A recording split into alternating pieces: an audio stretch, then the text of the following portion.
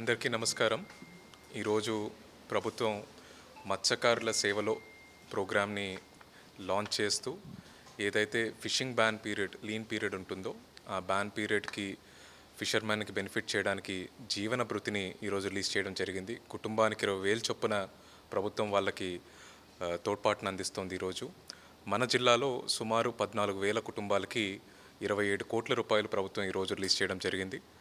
గత సంవత్సరంతో చూస్తే సుమారు ఒక 1,500 మందికి ఎక్స్ట్రాగా మనం ఈ సంవత్సరం ఈ జీవన భృతి ఇవ్వడం జరుగుతోంది.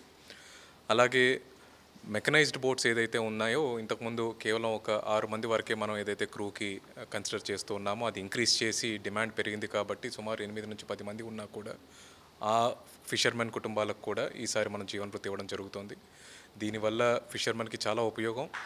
ఎంతమంది ఉన్నా ప్రతి ఒక్కరిని కవర్ చేసుకుంటూ మన ఈ మత్స్యకార సేవలో కార్యక్రమంలో ప్రతి ఒక్క ఫిషర్మెన్ కుటుంబానికి లాభం చేయాలని చెప్పి ప్రభుత్వం ఆలోచిస్తుంది.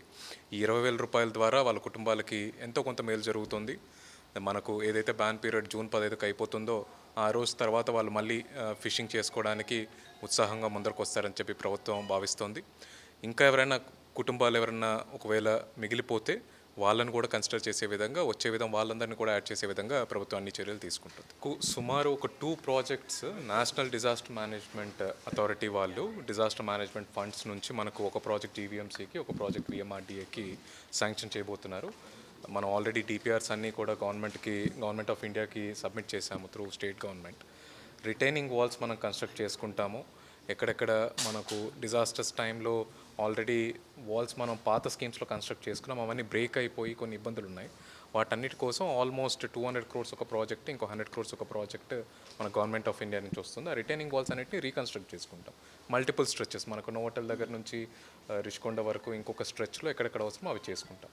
అదే కాకుండా మనకు అర్బన్ ఛాలెంజ్ ఫండ్ కింద కూడా మనకు సుమారు 1,500 crores మనకు జీవీఎంసీకి శాంక్షన్ అవ్వడం జరిగింది 3 ప్రాజెక్టుల కింద. ఇదే కాకుండా అతి ముఖ్యమైనది ఏంటంటే సిటీ ఎకనామిక్ రీజన్.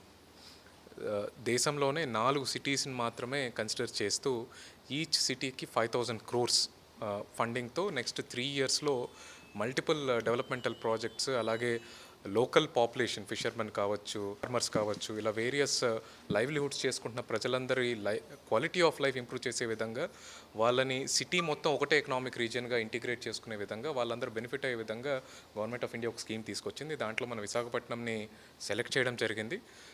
రాబోయే 3 సంవత్సరాల్లో మనం 5,000 కోట్లు ఏదైతే విశాఖపట్నం ఎకనామిక్ రీజియన్ ఉందో, నీతి ఆయోగ్ మనల్ని గైడ్ చేస్తుందో, ఆ రిపోర్ట్ బేస్ చేసుకుని ఐడెంటిఫై చేసిన 49 ప్రాజెక్టులు, అలాగే ఇంకొన్ని మన ఏరియాకి మన లోకల్ పీపుల్కి ఉన్న ప్రయారిటీస్ ప్రకారము, అలాగే ఎక్కడైతే అన్ఎక్స్ప్లోర్డ్ ఏరియాస్ ఉన్నాయో, ఇప్పుడు టూరిజం వైపు తీసుకుంటే యారాడ బీచ్ లాంటి ఏరియాస్, అలాగే మన ఇప్పుడు భోగాపురం ఎయిర్పోర్ట్ వల్ల చాలా పొటెన్షియల్ పెరుగుతుంది సిటీకి. From Rushikonda to Bhogapuram airport చాలా ఏరియాలో డెవలప్మెంటల్ స్కోప్ పెరుగుతుంది. ఆ మొత్తం ఏరియా ఓపెన్ అప్ అయ్యే విధంగా కొన్ని మాస్టర్ ప్లాన్ రోడ్స్, ఇలా వేరియస్ ప్రాజెక్ట్స్ని టేకప్ చేయబోతున్నాము. ఆల్మోస్ట్ ఒక 5,000 crores మనం సిటీలో ఇన్వెస్ట్ చేస్తే పబ్లిక్ ఉన్న ఆల్ ఆస్పిరేషన్స్ని ఎంతో కొంత మనం మీట్ అవ్వడానికి ఆస్కారం ఉంటుంది. సో ఇలాంటి మేజర్ శాంక్షన్స్ అన్నీ కూడా మన విశాఖపట్నంకి వస్తున్నాయి. Okay, thank you.